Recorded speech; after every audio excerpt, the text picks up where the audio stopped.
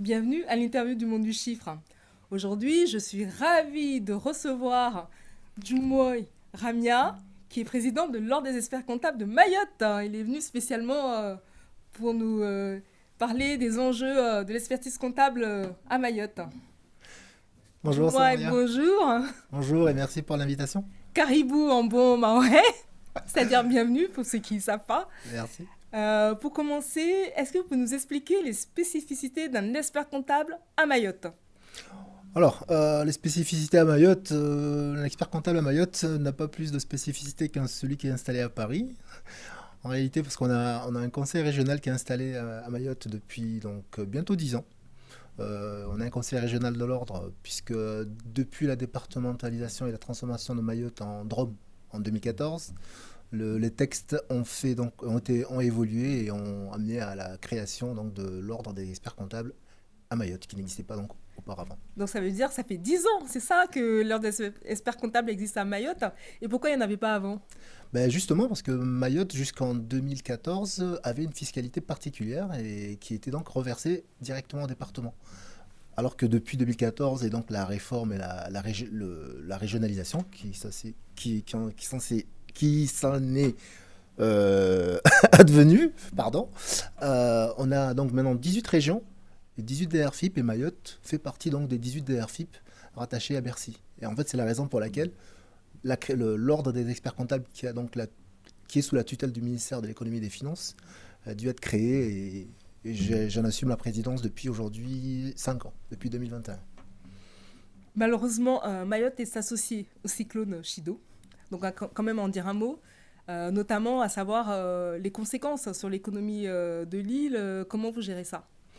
Alors, en tant qu'expert comptable, on a été confronté justement au cyclone. On a dû donc faire les pompiers de service. On est devenu quand même quelque part des acteurs incontournables depuis ce cyclone-là pour accompagner justement les entreprises, pour les aider à se relever du cyclone et essayer d'aller de l'avant. Mais bon, le cyclone, en réalité, il ne faut pas non plus, voilà, comme vous l'avez dit, on va pas épiloguer trop longtemps là-dessus parce que ça a permis juste de mettre en lumière les difficultés qui existaient bien avant le cyclone à Mayotte. Donc moi, dans mon explication ou dans les échanges que je peux avoir, le cyclone n'est pas le facteur le principal des enjeux ou des difficultés aujourd'hui à Mayotte. Mayotte, on a d'autres enjeux qui sont très importants et notamment actuellement, c'est un sujet qui a été apporté notamment par l'Ordre des experts comptables de Mayotte sur la LODEM sociale qui est arrivé donc dans le projet de loi Mayotte. La LODEOM, on va peut-être expliquer. C'est quoi la Ah, LODEOM? pardon. La LODEOM sociale. La LODEOM sociale, c'est Je arrivé précise donc dans juste, c'est la la loi. loi d'ouverture Oui, pour le développement des entreprises d'outre-mer. d'accord. Alors, cette loi existe depuis 2009 sur la partie fiscale. Oui, D'accord. La loi qui a amené donc tout ce qui est les crédits d'impôt sur les outre-mer pour la défiscalisation notamment. Elle est issue de cette loi. En 2019, lors de la réforme et la mise en place de la réduction des charges patronales, en France hexagonale et également en Outre-mer, sauf à Mayotte, il a été mis en place donc la loi d'homme social, qui permet donc d'alléger le coût du travail des entreprises de manière très conséquente. Juste à titre d'exemple, un SMIC national qui a 1800 euros, vous avez 0 euros de charge patronale. À Mayotte, pour le même salaire, vous avez 700 euros de charge patronale. Enfin, il y a une inégalité qui est incompréhensible qui est restée donc depuis 2019. Personne n'a porté ce sujet-là, on a laissé faire les choses. D'autant plus qu'on a un deuxième sujet à Mayotte en matière économique qui est très important, enfin économique et sociale, c'est la convergence. Parce que le SMIC il est un peu différent de celui de l'Hexagone. On a encore un petit écart de 30% environ sur le brut. Et l'idée donc c'est de rattraper, de converger vers un droit commun assez rapidement, je dirais. Enfin, le projet date de 2015. Il était prévu qu'il soit fait en 2036. Aujourd'hui, on parle plutôt de 2030-2031 pour essayer d'arriver à une convergence sociale et complète pour permettre justement aux salariés de s'en sortir, les entreprises également, enfin que tout le monde trouve sa place. la loi de financement de la sécurité sociale qui est actuellement en discussion à l'Assemblée, il me semble qu'il y a quelques avancées. Un amendement a été porté par la députée mahoraise Estelle Youssoufa. Youssoufa. Est-ce que c'est une avancée réellement pour vous? Est-ce que ça va changer quelque chose? Alors, c'est difficile de dire que ça va changer. Moi, j'attends d'abord que le budget, autant le PLFSS a été voté, fait la loi de finances, et le financement de la sécurité sociale, mais là, le budget définitif doit être voté.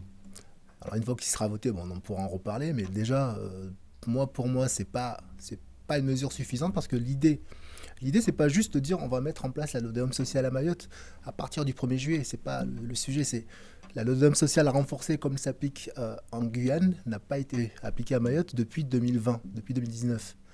Les enjeux financiers, les pertes pour les entreprises mahoraises sont énormes. Elles sont évaluées à minima à 100 millions d'euros, 100 à 120 millions d'euros par an. Donc c'est quand même quasiment 600-700 millions d'euros de manque à gagner dans l'économie, d'où le retard dans les infrastructures, pour tout le territoire. En fait, c'est vraiment une certaine injustice économique et qu'il faut vite rectifier. Parce que mettre la LODEOM sociale à Mayotte, la LODEOM renforcée comme à la Guyane, comme ce qui s'applique en Guyane, c'est pas un cadeau, c'est un rattrapage qui est normal. Donc là-dessus, on aurait pu. Moi, je ne suis pas législateur. Donc, mais en tout cas, nous, on est là pour informer. Donc, c'est ce qu'on a fait. On a informé les députés, les sénateurs, et on a la chance, on est content en tout cas de voir que le travail qu'on a fourni pendant 4-5 mois, depuis le mois d'avril, pu aboutir sur quelque chose avant la fin de l'année. Donc, c'était inespéré, mais c'est toujours ça de gagner. Le tissu économique, ce sont plutôt des petites entreprises, non? J'imagine, des indépendants. Comment ça se passe Alors, on a un tissu économique, si vous voulez, il y a 92% des entreprises qui ont moins de 10 salariés. Donc, en termes de proportion, c'est la même chose qu'en Hexagone ou que dans les autres territoires. Oui. Vous avez toujours entre 90 et 92% qui ont des entreprises qui ont moins de 10 salariés. Après, en termes d'activité, vous avez bien entendu, l'activité économique est portée par la construction, notamment. Oui. Mais il ne faut pas qu'on s'appuie que sur la construction. Enfin, le BTP, de manière générale, certes, ça porte toujours, c'est le moteur de l'économie. Mais Mayotte, on a d'autres atouts à faire valoir, notamment sur le tourisme, notamment sur l'environnement. Donc, il y a tous ces sujets-là qu'il faut arriver à proposer un avenir, une direction, de la visibilité pour permettre aux entreprises de pouvoir se projeter et qu'on puisse envisager sereinement l'avenir pour tous les chefs d'entreprise et pour tous les salariés aussi. Au niveau de l'expertise comptable, il semblerait que les autres DOM sont confrontés à beaucoup de fraudes, de faux experts comptables. Est-ce que c'est le cas également à Mayotte? Oui, alors l'exercice illégal, c'est un sujet national qui touche aussi bien l'Hexagone que les Outre-mer. Et Mayotte, malheureusement, n'est pas exclu. Oui. Nous, aujourd'hui, on a 23 experts comptables inscrits à l'ordre. Oui. Et je ne sais pas de combien précisément ils sont, mais on en a déjà découvert quasiment une dizaine. Enfin, identifier une dizaine, mais on va mettre en place des mesures justement pour lutter contre ce fléau qui est en train qui pénalise vraiment les entreprises, l'économie, et ça permet de lutter contre le blanchiment d'argent. Voilà, tous ces sujets-là, on travaille bien entendu avec les pouvoirs publics localement, puisque depuis quand même maintenant qu'il y a l'ordre, c'est ça l'avantage de l'ordre des experts comptables, d'être vraiment auprès des pouvoirs publics un relais, un vrai partenaire. J'entends 23 experts comptables, c'est ce que vous m'avez dit, à Mayotte. Inscrits au tableau principal. Inscrits au tableau. Au niveau de l'attractivité, comment vous faites? Est-ce qu'il y a des jeunes qui arrivent? Vous avez des difficultés de recrutement? Alors, au niveau des collaborateurs, c'est vrai qu'on a eu pas mal de difficultés. Comme je vous disais, on parlait du cyclone, mais en réalité, des crises plus graves que le cyclone, entre guillemets, oui. Parce que ça ne touchait pas non plus des personnes... physique. On a eu 5 crises successives. Moi, je suis président depuis 2021 et j'ai connu 5 crises majeures à Mayotte. Que ce soit crise insécuritaire, sociale, des mouvements sociaux. Il y a eu 2 fois le Covid chez nous. Et il y a eu un mouvement social avant de finir avec Chido. Donc, si vous voulez, on est habitué à ça. Et ça c'est, par rapport à l'attractivité, ça a été vraiment un frein ces dernières années. Et puis, malgré ça, on ne s'arrête pas à ça. On continue, on forme, on va présenter même le président Charrier qui est venu à Mayotte pour... Damien Charrier, président de l'Ordre des experts comptables. On a rencontré des étudiants en BTS, justement, pour leur présenter la profession, l'évolution, ce que va être demain notre profession, notamment par rapport à la facture électronique, la manière de travailler avec l'intelligence artificielle. Enfin, il y a tellement de choses à faire dans ce métier qu'on essaye quand même d'être positif. Il faut être positif de toute façon pour faire avancer le territoire. Et pour finir, j'entends vos revendications auprès des pouvoirs publics, à savoir la baisse des charges sociales, des aides accrues. Alors, c'est pas des aides. Je parle pas d'aide. Je parle de rattrapage. Rattraper. Voilà. On parle de Pardon. rattrapage des choses. Pourquoi ce que vous appliquez, ce qu'on applique Oui. à Paris, J'entends bien. on peut pas l'appliquer Oui.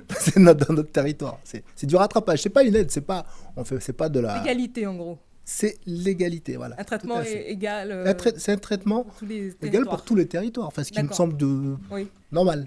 d'accord. J'entends bien. Et qu'est-ce que vous aurez à dire aux chefs d'entreprise, Ben, aux alors, clients sur l'île? moi, ce que je dois dire moi, pour Mayotte, les entreprises, en fait, elles ont su tenir depuis toutes ces crises. Elles tiennent bon. Elles savent tenir. On en a parlé à tout va. Elles ont de la résilience. Mais la résilience, à un moment, ça a des limites. C'est comme pour tout le monde. Ça a ses limites. Donc là, ce qu'il faut, c'est simple. Il faut de la clarté et de la visibilité dans ce qu'on veut faire dans ce territoire. Autant sur les pouvoirs publics, mais chacun a sa responsabilité. Autant sur les pouvoirs publics au niveau national, autant sur les décideurs locaux, dans le projet d'avenir qu'ils veulent donner à ce territoire. Tout le monde doit prendre sa part de responsabilité et enfin ouvrir les yeux et faire son travail. Et comme ça, tout le monde avancera. Djoumoy, merci beaucoup. Merci à vous. Merci d'avoir répondu à nos questions et d'avoir donné un petit aperçu de la situation économique à Mayotte. Merci. Je rappelle, Djoumoy Ramia, que vous êtes président de l'Ordre des experts comptables de Mayotte. C'est ça. Quant à vous, je vous retrouve bientôt pour une prochaine émission.